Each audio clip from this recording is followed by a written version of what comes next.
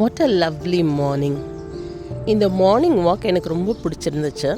நான் கெனடாவில் வின்சருங்கிற ஏரியாவில் இருந்து இதை ஷூட் பண்ணினேன். எவ்வளோ ஒரு பியூட்டிஃபுல் க்ரியேஷன்.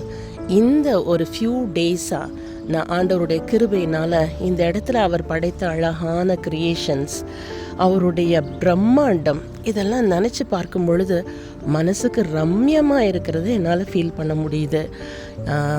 நயக்ரா வீழ்ச்சியை பார்க்கும் பொழுது அண்ட் ரொம்ப அருமையான பிரம்மாண்டமான அவருடைய படைப்புகளை பார்க்கும் பொழுது மனுஷன் எம்மாத்திரம் என்று நினைக்க தோணுது.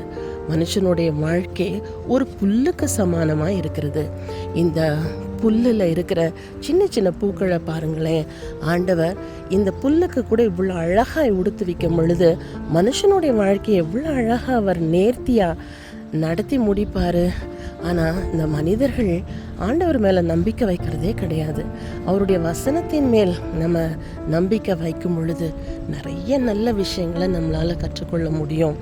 வேதத்தில் இருக்கிற வசனங்களை நாம் ஆராய்ந்து பார்க்கும் பொழுது அது ஒன்றோடொன்று ஜோடி இல்லாதிராது.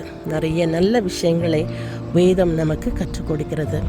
இந்த அழகான க்ரியேஷன், இதனோடு கூட நான் டைம் ஸ்பெண்ட் பண்ணது, இந்த நேச்சரில் இணைந்து நடந்தது, இது எல்லாமே மனசுக்கு ரொம்ப ரம்யமாக இருந்துச்சு. இப்படிப்பட்ட ஒரு ஆப்பர்ச்சுனிட்டியை கொடுத்த தேவனுக்கு நான் நன்றி சொல்கிறேன்.